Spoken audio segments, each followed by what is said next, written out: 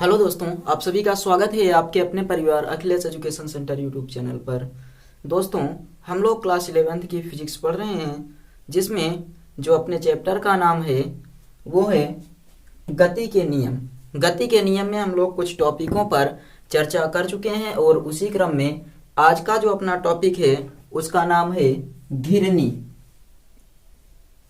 अपने आज के टॉपिक का नाम है घिरनी, यानी कि जिसे हम लोग क्या कहते हैं, तो इसको हम लोग कहते हैं पुल्ली। पुली इस पर चर्चा करेंगे घिरनी पर। आप लोग एक बार जल्दी से कमेंट करके बता दीजिए क्या इसके पहले का सभी टॉपिक क्लियर है। जल्दी से कमेंट करके बताइए क्या इसके के सभी के पहले टॉपिक या पहले के सभी टॉपिक क्लियर है या नहीं। और सभी लोग सेशन को एक बार जल्दी से शेयर कर दीजिए। तो हम लोग स्टार्ट करते हैं घिरनी की, और घिरनी को बहुत विस्तार से पढ़ेंगे, अच्छे से पढ़ेंगे, और आज आपका ये टॉपिक कंप्लीट हो जाएगा। तो सेशन में शुरू से अंत तक जुड़े रहिएगा, और जो लोग नए हैं चैनल को सब्सक्राइब कर लीजिए और वीडियो को एक बार लाइक और शेयर कर दीजिए। तथा आप लोग एक बार कमेंट बॉक्स में कमेंट करके बताइए कि क्या वॉइस और वीडियो क्वालिटी क्लियर है या नहीं। चलिए हम लोग अब स्टार्ट करते हैं घिरनी। पुल्ली ये क्या होता है, तो आप बताएंगे कि घिरनी एक ऐसी युक्ति होती है जिसके द्वारा हम लोग बल की दिशा को परिवर्तित करते हैं। घिरनी क्या है, तो घिरनी एक ऐसी युक्ति है जिसके द्वारा हम बल की दिशा को परिवर्तित करते हैं। चलिए लिखते हैं घिरनी यह एक ऐसी युक्ति है जिसके द्वारा बल की दिशा को परिवर्तित किया जाता है। साथ में लिखिए यह एक ऐसी युक्ति है, यह एक ऐसी युक्ति है जिसके द्वारा बल की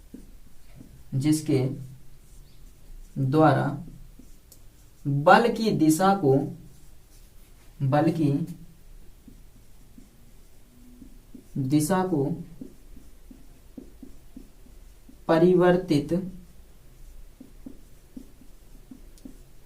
जाता है।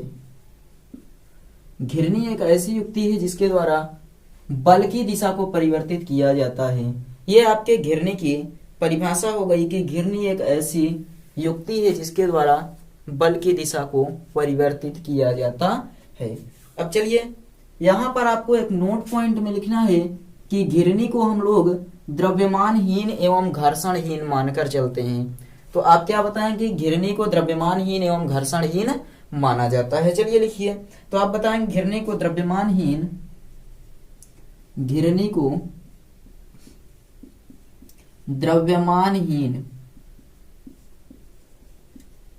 और घर्षणहीन, घिरनी को द्रव्यमानहीन और घर्षणहीन माना जाता है। यानी कि घिरनी को ऐसा माना जाता है कि उसमें घर्षण शून्य है और उसका द्रव्यमान भी कितना है, शून्य द्रव्यमान एवं शून्य घर्षण युक्त माना जाता है। यानी कि जिसमें द्रव्यमान और घर्षण ना हो, हम लोग घिरनी को कुछ इस प्रकार से मानते हैं। यहाँ पर देखिए हमें एक चीज की आवश्यकता होगी, उसको आप लोग जान लीजिए कि जो आपका भार होता है, भार किसे कहते हैं, हमें इसकी आवश्यकता पड़ेगी। भार किसे कहते हैं, तो पृथ्वी जिस बल से किसी वस्तु को अपनी ओर खींचती है उसे हम लोग भार बल का नाम देते हैं, यानी कि भार कहते हैं। लिखिए, पृथ्वी जिस बल से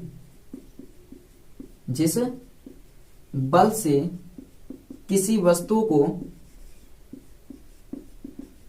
अपनी ओर खींचती है, उसे भार कहते हैं, पृथ्वी जिस बल से किसी वस्तु को अपनी ओर खींचती है उसे भार कहते हैं। भार बराबर होता है mg, यानी द्रव्यमान गुणे गुरुत्वीय त्वरण। तो आप यहां बताएंगे भार बराबर द्रव्यमान गुणे गुरुत्वीय त्वरण, द्रव्यमान गुणे गुरुत्वीय त्वरण, यानी कि F बराबर mg। F बराबर क्या हो जाएगा आपका, mg हो जाएगा, न्यूटन। समझ में आया कि घिरनी एक ऐसी युक्ति है जिसके द्वारा बल की दिशा को परिवर्तित किया जाता है, और घिरनी को द्रव्यमानहीन एवं घर्षणहीन माना जाता है। और पृथ्वी जिस बल से किसी वस्तु को अपनी ओर खींचती है उसे भार कहते हैं। भार बराबर होता है द्रव्यमान गुणे गुरुत्वीय त्वरण, F बराबर mg न्यूटन। इसको जल्दी से एक बार स्क्रीनशॉट ले लीजिए और इसको नोट कर लीजिए, तब हम लोग आगे देखते हैं। सब कुछ क्लियर दिखाई दे रहा है? तो सब कुछ क्लियर है, एक बार और ध्यान से देखिए और इसका स्क्रीनशॉट आप लोग ले लीजिए।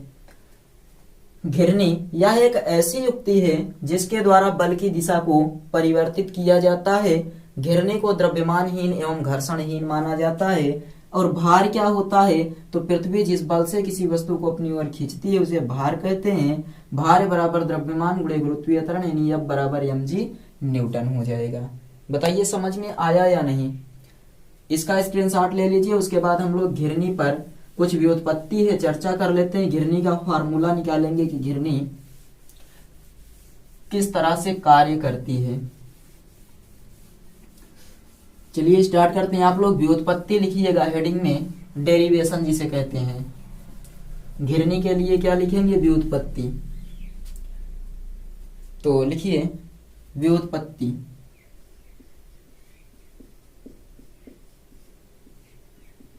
किस पर पढ़ रहे हैं हम लोग व्युत्पत्ति? तो घिरनी पर व्युत्पत्ति पढ़ रहे हैं। घिरनी यानी कि पुल्ली पर, घिरनी पर व्युत्पत्ति हम लोग पढ़ रहे हैं। तो मानेंगे कि माना घिरनी में दो द्रव्यमान m1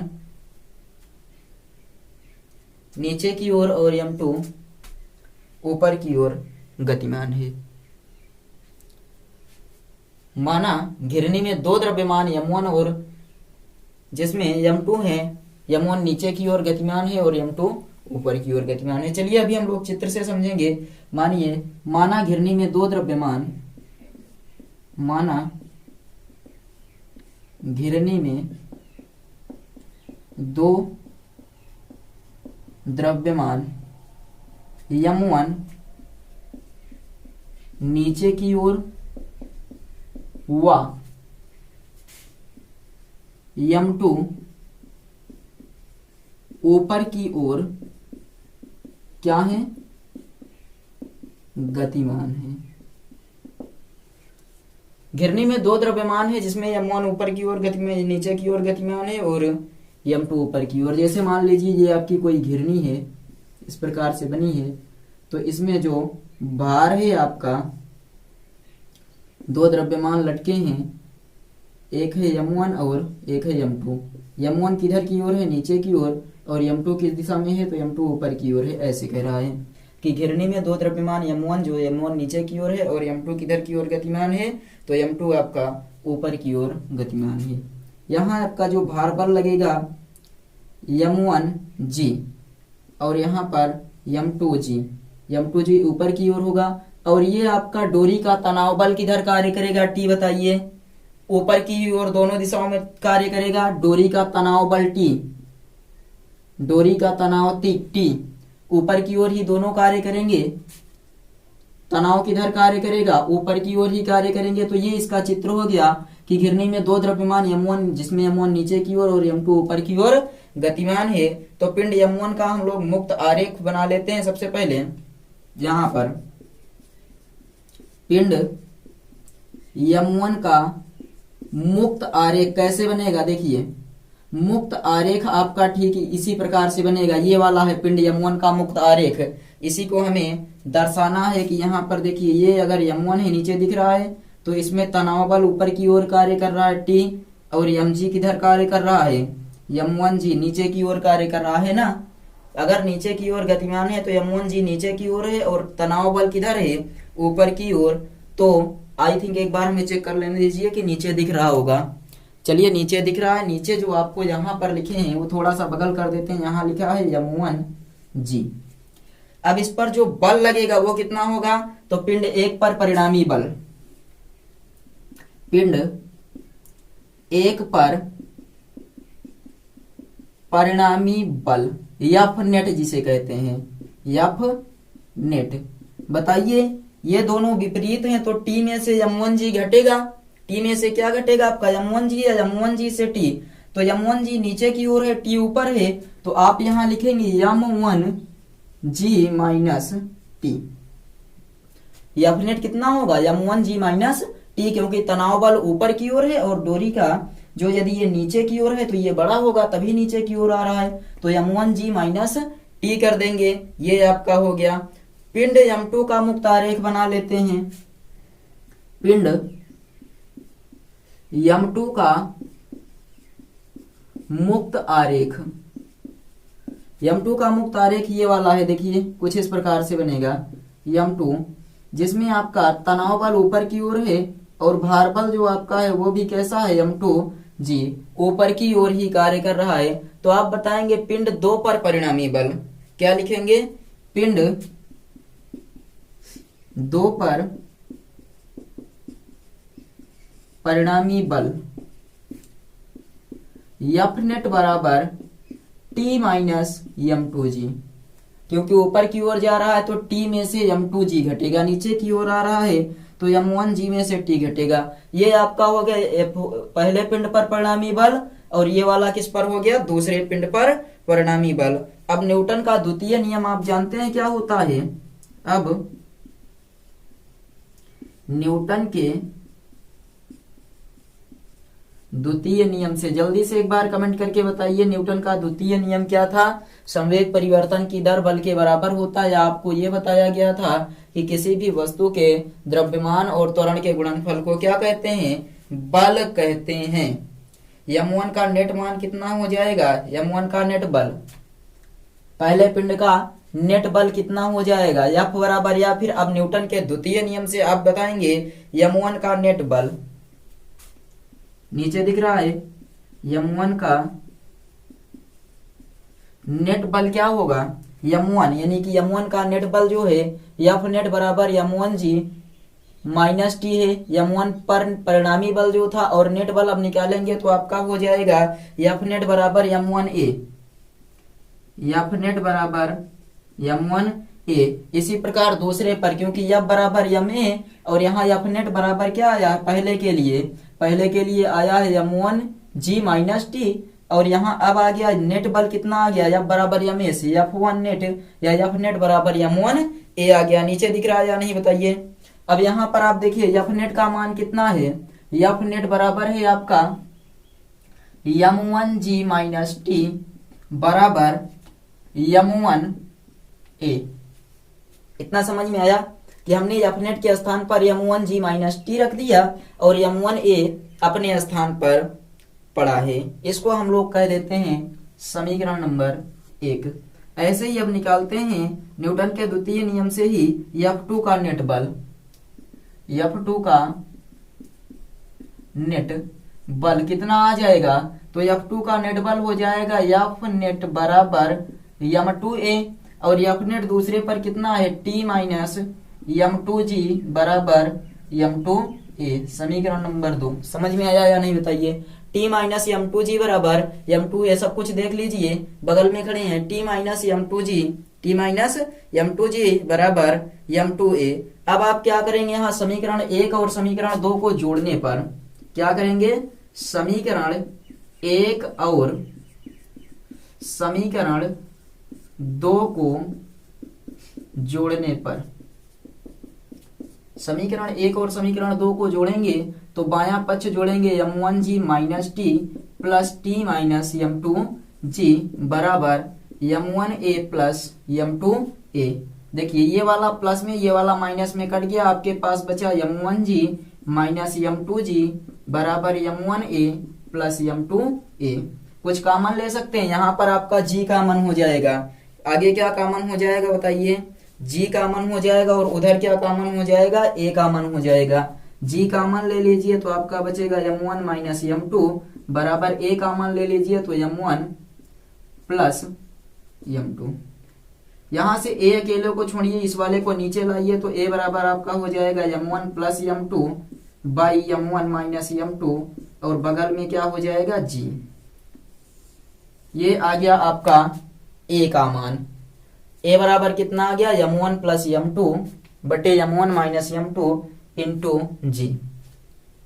एक बार फिर से समझ लीजिए, व्युत्पत्ति में हमने माना कि माना घिरनी में दो द्रव्यमान m1, जिसमें m1 नीचे की ओर और m2 किधर है, तो m2 आपका ऊपर की ओर कार्य कर रहा है। नीचे दिख रहा है, चलिए सब कुछ दिख रहा है। और उसके बाद फिर देखिए पिंड m1 का मुक्त आरेख हमने ये वाला यहाँ से बना लिया, यही वाला चीज यहाँ पर बनाया है। और m1 पर जो परिणामी बल होगा F नेट बराबर, ये नीचे की ओर है ये ऊपर की ओर, दोनों विपरीत हैं, तो इसमें से इसको हम क्या करेंगे, घटा देंगे। और m2 का मुक्त आरेख बनाकर हमने पिंड m2 पर परिणामी बल निकाल लिया, तो T माइनस m2g, क्योंकि ये दोनों एक ही दिशा में हैं। अब न्यूटन के द्वितीय नियम से जानते हैं F नेट बराबर ma होता है, तो F नेट बराबर m1a हो जाएगा। ऐसे ही दूसरे के लिए आप देखिए F नेट के स्थान पर ये मान रख दीजिए, यहाँ रख दिए और m1a आ गया। ऐसे दूसरे के लिए F नेट बराबर m2a, T माइनस m2g बराबर m2a। समीकरण 1 व समीकरण 2 को जोड़ दिए, बायां पक्ष बाएं पक्ष के साथ, दायां पक्ष दाएं पक्ष के साथ जोड़ दिए, तो आपको a बराबर m1 plus m2 by m1 minus m2 into g मिल गया। अब इसको हम मिटा रहे हैं, उस तरफ आप लोग नोट करिए या फिर पूरे का एक बार जल्दी से स्क्रीनशॉट ले लीजिए, स्क्रीनशॉट ले लीजिए जल्दी से। अब देखिए आपके पास समीकरण नंबर 1, 2 मिल गया है, समीकरण 1 और समीकरण 2 मिल गया है। अब a का मान समीकरण 1 में रखने पर क्या करेंगे, a का मान समीकरण 1 में रखने पर रखेंगे तो आपका m1g माइनस टी बराबर m1, a के स्थान पर डायरेक्ट मान रखा जाए तो चलिए रखते हैं। a के स्थान पर डायरेक्ट मान ये वाला रखेंगे, m1 plus m2 by m1 minus m2, और बगल में क्या है आपका g है। इतना समझ में आ गया? बताइए ये वाला पॉइंट आपके समझ में आ गया या नहीं? अब हमें क्या करना है, देखिए t को इधर भेज देंगे, ये वाला यहाँ ला लेंगे, t को इधर भेज देंगे, ये वाला यहाँ ला लेंगे। देखिए करते हैं, m1 g minus m1 plus m2 by m1 minus m2 g बराबर t हो गया। देखिए g यहाँ है, g यहाँ है, m1 यहाँ है, m1 भी यहाँ है या नहीं बताइए, है या नहीं? तो m1g क्या करते हैं, कॉमन ले लेते हैं, कॉमन ले लीजिए, m1g कॉमन लेंगे तो आपके पास यहाँ क्या बचेगा, यहाँ बचेगा 1 माइनस यहाँ पर क्या बचेगा m1 plus m2 by m1 minus m2 बराबर t। समझ में आ गया? m1g आपने कॉमन ले लिया तो यहाँ 1 बचा, m1g यहाँ से कॉमन ले लिए तो आपके पास m1 प्लस m2 बटे m1 माइनस m2 बच गया। अब इसका गुणा इधर कर दीजिए और इसको हम सॉल्व करते हैं। अब देखिए m1g ये गुणा होगा तो आपका होगा m1 माइनस m2, और ये वाला कितना हो जाएगा माइनस m1। यहाँ प्लस होगा या माइनस, जल्दी से बताइए, यहाँ पर प्लस होगा या माइनस? तो वैसे ही हम लोग यहाँ पर देखिए एक काम कर सकते हैं, ये वाला माइनस देखिए यहाँ पर आया है आपका m1g, इतना समझ में आया है। इसको हम क्या करेंगे, ब्रैकेट में रख लेंगे, और ब्रैकेट में रखेंगे ये वाला माइनस, ये वाला भी आपका क्या हो जाएगा माइनस। दोनों कैसे हो जाएंगे आपके, तो दोनों आपके, एक चीज थोड़ा सा आप समझिए, जो यहाँ पर हमें फार्मूला मिला है, थोड़ी सी दिक्कत यहाँ पर आ गई है। देखिए हमने क्या किया, इस वाले को इसके नीचे लाए हैं, तो ये वाला आपका प्लस में होगा, ये वाला माइनस में होगा। यहाँ अब उसके बाद अब देखिए यहाँ पर फिर ये वाला आपका माइनस में, ये वाला प्लस में, ये माइनस, ये वाला प्लस, सब कुछ क्लियर है। यहाँ माइनस रखेंगे, यहाँ प्लस, तो ये वाला आपका कैसा हो जाएगा, इधर गुणा करेंगे, ये प्लस और माइनस, ये देखिए यहाँ माइनस लगा था, इसका इधर गुणा कर दिए तो ये आपका प्लस में आ गया। और उसके बाद फिर ये माइनस वाला है तो यहाँ पर आपका जो ब्रैकेट में नहीं रखेंगे तब भी चल जाएगा कि m1 प्लस m2 माइनस था, माइनस का गुणा प्लस में किए तो माइनस, और माइनस का गुणा प्लस, बटे m1 प्लस m2 बराबर t। माइनस m1 और प्लस m1 कट गया, आपके पास देखिए बचा है 2m2, m1g और 2m2 by m1 plus m2 बराबर t। समझ में आया या नहीं बताइए? m1g 2m2 बटे m1 प्लस m2 बराबर t। और इसको अब हम लोग क्या करते हैं, देखिए इस वाले को सीधा करके रख देते हैं। चलिए इस वाले को हम सीधा करके रख देते हैं, तो जो आपका मिल जाएगा वही क्या हो जाएगा, आंसर आ जाएगा। तो टी बराबर आपका हो जाएगा, देखिए 2m1 m2 by m1 plus m2 into जी।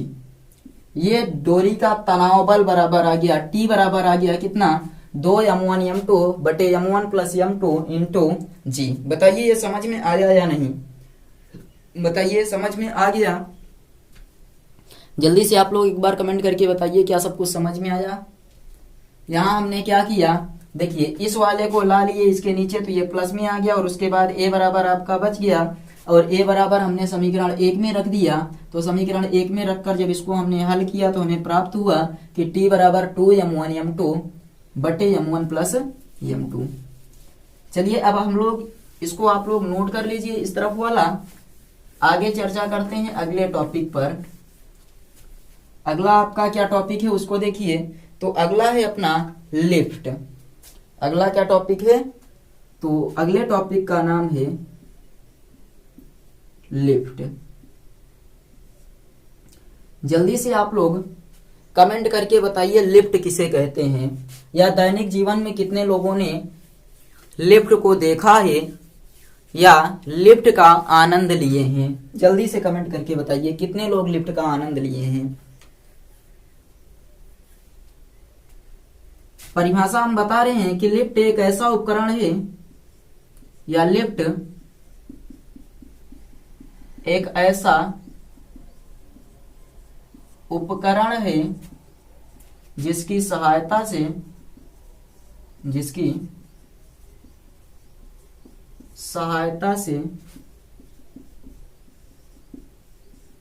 भारी बोझ उठाया जाता है। लिफ्ट क्या है, तो लिफ्ट एक ऐसा उपकरण है जिसकी सहायता से भारी बोझ उठाया जाता है। लिफ्ट एक ऐसा उपकरण है जिसकी सहायता से भारी बोझ उठाया जाता है। बताइए समझ में आ रहा है या नहीं, आप सबके कमेंट करके बताइए क्या सब कुछ क्लियर है, समझ में आ रहा है या नहीं। बताइए, आप सबके कमेंट देख रहे हैं।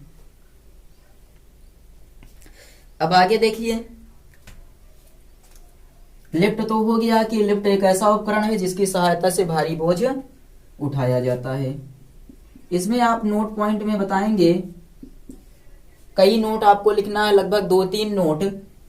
पहला आप बताएंगे, मान लीजिए लिफ्ट ऊपर की ओर जा रही है, तो उसमें जो व्यक्ति बैठा होगा उसके भार में क्या परिवर्तन होगा।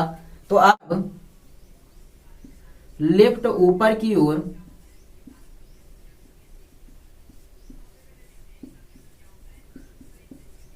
त्वरित वेग से गतिमान हो। त्वरित होने का मतलब है थोड़ा तेजी से। जब लिफ्ट ऊपर की ओर त्वरित वेग से गतिमान हो, तब उसमें बैठे व्यक्ति का भार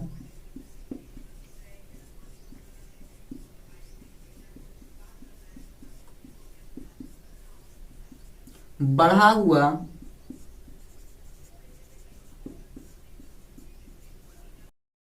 को पहला बताया गया कि जब लिफ्ट ऊपर की ओर त्वरित वेग से गतिमान होती है तो उसमें बैठे व्यक्ति का भार बढ़ा हुआ प्रतीत होता है। दूसरा पॉइंट नोट कीजिए कि जब लिफ्ट नीचे की ओर त्वरित वेग से गतिमान होगी तब क्या होगा। तो आप लिखेंगे, जब लिफ्ट त्वरित वेग से जब लिफ्ट त्वरित वेग से नीचे की ओर आती है तो उसमें बैठे व्यक्ति का भार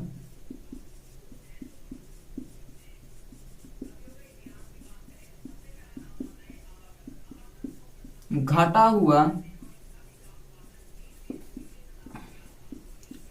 प्रतीत होता है। जब लिफ्ट नीचे की ओर आएगी तो उसमें बैठे व्यक्ति का भार क्या होगा, घटा हुआ प्रतीत होता है। तीसरा, जब अचानक लिफ्ट की डोरी टूट जाए, अचानक लिफ्ट की डोरी टूट जाए तो उसमें बैठे व्यक्ति का भार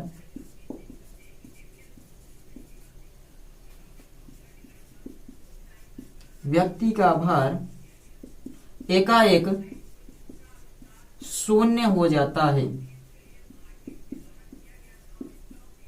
शून्य हो जाता है।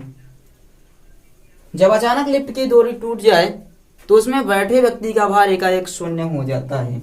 यह तीन चीज आपको याद रखना है कि जब लिफ्ट त्वरित वेग से ऊपर की ओर गतिमान होती है तो उसमें बैठे व्यक्ति का भार बढ़ा हुआ प्रतीत होता है। जब लिफ्ट त्वरित वेग से नीचे आती है तो उसमें बैठे व्यक्ति का भार घटा हुआ प्रतीत होता है। और जब लिफ्ट की डोरी अचानक टूट जाए तो उसमें बैठे व्यक्ति का भार शून्य हो जाता है। इसको नोट करते रहिए। हम लोग इधर अब आगे बढ़ते हैं और थोड़ी सी इसकी स्थितियों पर चर्चा करते हैं। इसके लिए एक डेरिवेशन लिख लेते हैं लिफ्ट के लिए कि किस फार्मूले से हमें कैसे पता चलेगा कि व्यक्ति का भार घटा हुआ है, बढ़ा हुआ है या फिर उतना ही है। तो उतना कब होता है? जब लिफ्ट एक समान वेग से नीचे की ओर आ रही होगी या ऊपर की ओर जा रही होगी तो उसमें बैठे व्यक्ति के भार में कोई परिवर्तन नहीं होता है। एक डेरिवेशन लिखेंगे, व्युत्पत्ति। किसके लिए हम लोग व्युत्पत्ति सीख रहे हैं? तो लिफ्ट के लिए। आप लोग कमेंट करते रहिए, आप सबका कमेंट हमें दिखाई दे रहा है। लिफ्ट के लिए हमें एक डेरिवेशन करना है तो हम मानेंगे, माना लिफ्ट में बैठे व्यक्ति का भार mg नीचे की ओर तथा प्रतिक्रिया बल r ऊपर की ओर है। माना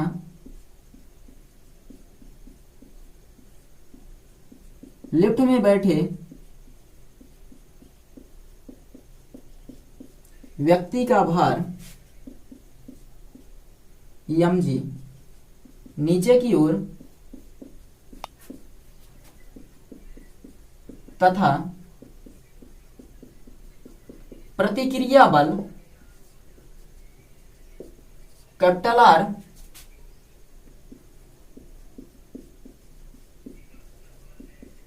ऊपर की ओर है। इसको नोट कर लिए हैं आप लोग। माना लिफ्ट में बैठे व्यक्ति का भार mg नीचे की ओर तथा प्रतिक्रिया बल R ऊपर की ओर है। तब आप बताइए इसका चित्र कैसे बनेगा। चित्र मान लीजिए कुछ इस प्रकार से कि ये लिफ्ट है, लिफ्ट में जो व्यक्ति बैठा है उसका भार है नीचे की ओर और प्रतिक्रिया बल R किधर की ओर है? ऊपर की ओर। तो आप बताएंगे इसमें mg नीचे की ओर है और प्रतिक्रिया बल कैसा है? ऊपर की ओर है। कितना समझ में आ गया? यह चित्र आपके समझ में आया या नहीं?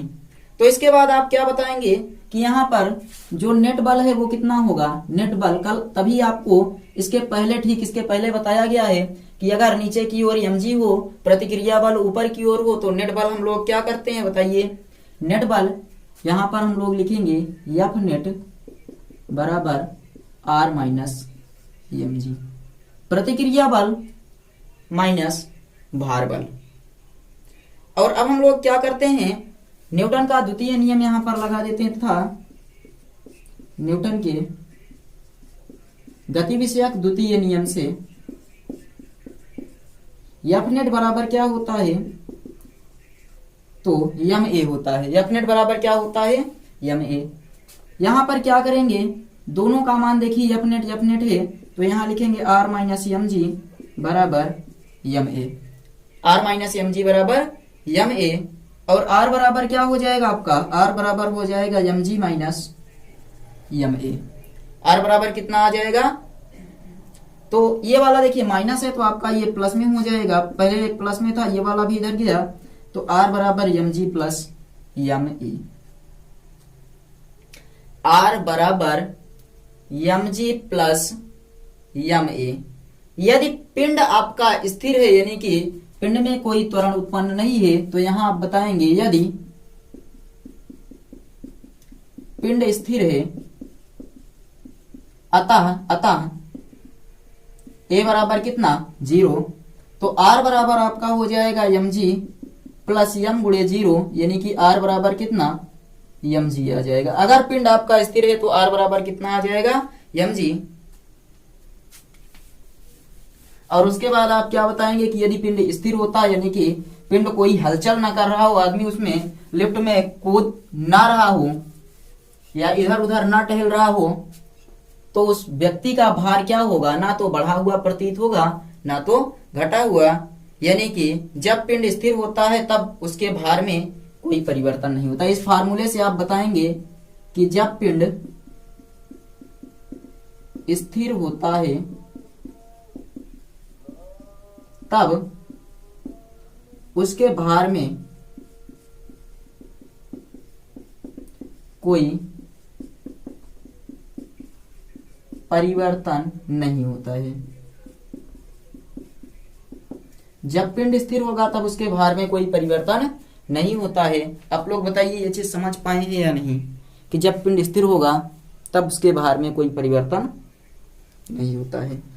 ये हम लोग लिफ्ट की बात कर रहे हैं। इसके आगे बढ़ते हैं। ये आपकी पहली स्थिति थी कि लिफ्ट में बैठे व्यक्ति का भार जब क्या हो, प्रतिक्रिया बल ऊपर की ओर हो और भार बल किधर हो, नीचे की ओर। दूसरा, जब लिफ्ट एक समान वेग से गतिशील हो। ये तो आपका पहला हो गया। दूसरा आप लिखेंगे जब लिफ्ट एक समान वेग से गतिशील हो। जब लिफ्ट कैसे गतिशील हो, तो जब लिफ्ट एक समान वेग से गतिशील हो तब क्या होगा, तब यहां पर आ जाएगा एफ नेट बराबर, एक समान वेग से गतिशील होने का मतलब है कि आर माइनस एफ नेट बराबर आर माइनस एम जी। इतना समझ में आ गया। ये कब के लिए है, जब लिफ्ट एक समान वेग से गतिशील हो तो आपका हो जाएगा एफ नेट बराबर आर माइनस एम जी। और अब न्यूटन का गति विषयक द्वितीय नियम फिर से लगाएंगे। न्यूटन का गति विषयक द्वितीय नियम, ये नियम लगाएंगे तो आपका हो जाएगा एफ नेट बराबर एम ए, और यहां से ये दोनों आप बराबर कर देंगे, यानी कि आर माइनस एम जी बराबर एम ए, और आर बराबर M A plus M G. R बराबर M A plus M G. और ये आपको पता है कि जो ए होता है एक समान वेग से गतिशील के लिए ए का मान 0 होगा, तो आर बराबर एम गुणे 0 प्लस एम जी, यानी कि आर बराबर आपका आ जाएगा एम जी। ठीक इसी प्रकार से जब लिफ्ट एक समान वेग से गतिशील हो तब उसमें बैठे व्यक्ति के भार में कोई परिवर्तन नहीं होता। इसको आपको लिखना है कि जब लिफ्ट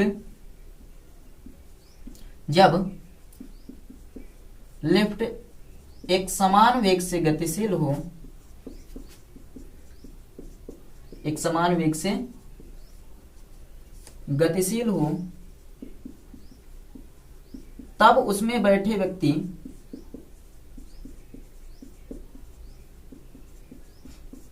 के भार में कोई परिवर्तन नहीं होता, कोई परिवर्तन नहीं होता है। ये क्लियर हुआ या नहीं? जब लिफ्ट एक समान वेग से गतिशील हो तब उसमें बैठे व्यक्ति के भार में कोई परिवर्तन नहीं होता है। अब उसके आगे देखते हैं, यहां पर उधर का आप लोग नोट करते रहिए। तीसरा पॉइंट हम लोग देखते हैं। तीसरा पॉइंट अपना क्या है, तो तीसरा पॉइंट है जब लिफ्ट त्वरित वेग से ऊपर की ओर गतिशील हो। जब लिफ्ट त्वरित वेग से ऊपर की ओर गतिशील हो, त्वरित वेग से ऊपर की ओर गतिशील हो, तब आपको बताना है कि यहां पर क्या परिवर्तन होगा। तो ऊपर गतिशील होने का मतलब है प्रतिक्रिया बल आर ऊपर की ओर, और ऊपर की ओर mg भी क्या करेगा, mg तो हमेशा नीचे की ओर कार्य करता है, लेकिन प्रतिक्रिया बल आर किधर की ओर कार्य कर रहा है, तो ऊपर की ओर कार्य कर रहा है। एफ नेट बराबर आपका क्या हो जाएगा, जल्दी से बताइए। एफ नेट बराबर हो जाएगा आर माइनस एम जी। और न्यूटन के द्वितीय नियम से, या आप लिखेंगे न्यूटन के गति विषयक द्वितीय नियम से एफ नेट बराबर एम जी। एफ नेट बराबर क्या हो जाएगा, एम जी। या फिर यहां आप बताएंगे एफ नेट बराबर ये होता है एम ए। एफ नेट बराबर एम ए। अब क्या करेंगे, एफ नेट यानी कि आर माइनस एम जी बराबर एम ए रखेंगे। और त्वरित वेग से गतिशील होने का मतलब ए आपका कुछ ना कुछ जरूर होगा। तो आप यहाँ आर बराबर लिख सकते हैं एम ए प्लस एम जी, और आर बराबर एम कॉमन लेंगे तो ए प्लस जी यानी कि जी प्लस ए ये कह सकते हैं। तो एम जी में क्या हुआ, ए ऐड हो गया। इससे आप ये बताएंगे कि जब लिफ्ट त्वरित वेग से गतिशील होती है तो ए से क्या होगा कि जी से, जी में क्या जुड़ा है, साथ में ए भी जुड़ा है, यानी कि व्यक्ति का भार कैसे होगा, तो बढ़ा हुआ प्रतीत होता है। यहां पर लिख रहे हैं, यहां पर लिखेंगे कि जब लिफ्ट त्वरित वेग से ऊपर की ओर गतिशील होती है, यहां पर जब लिफ्ट त्वरित वेग से ऊपर की ओर गतिशील हो तो उसमें बैठे व्यक्ति का भार, उसमें बैठे व्यक्ति का भार बढ़ा हुआ प्रतीत होता। ये आपने सिद्ध कर लिया। अगला देखिए, जब लिफ्ट त्वरित वेग से नीचे की ओर गतिशील हो तब क्या होगा, इसको सब नोट करते हुए चलिएगा, इंपॉर्टेंट टॉपिक है आपके। जब लिफ्ट त्वरित वेग से नीचे की ओर गतिमान हो, चौथा पॉइंट, जब लिफ्ट त्वरित वेग से नीचे की ओर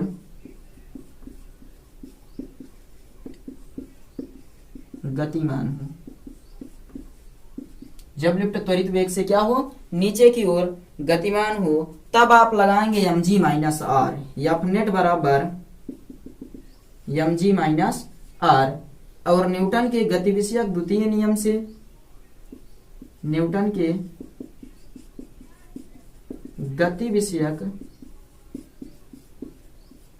द्वितीय नियम से एफ नेट बराबर क्या हो जाएगा, एम ए।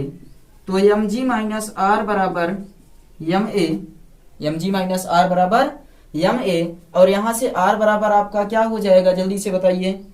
अगर यहां पर आर बराबर आप निकालें तो आर उधर चला जाएगा, एम ए आपका इधर आ जाएगा। तो आर बराबर हो जाएगा एम जी माइनस एम ए।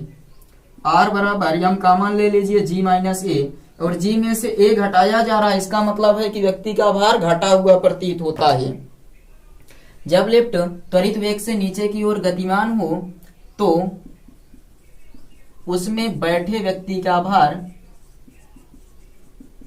उसमें बैठे व्यक्ति का भार घटा हुआ प्रतीत होता है। ये बताएंगे कि जब लिफ्ट त्वरित वेग से नीचे की ओर गतिमान हो तब उसमें बैठे व्यक्ति का भार घटा हुआ प्रतीत होता है। यहां पर आखिरी में आप बताएंगे जब लिफ्ट की डोरी अचानक टूट जाए, क्या लिखेंगे, जब लिफ्ट की डोरी अचानक टूट जाए, अचानक टूट जाए तब क्या होगा। तो जब लिफ्ट की डोरी अचानक टूटेगी तो आपका एफ नेट बराबर हो जाएगा एम जी माइनस आर, तथा न्यूटन के गति विषयक द्वितीय नियम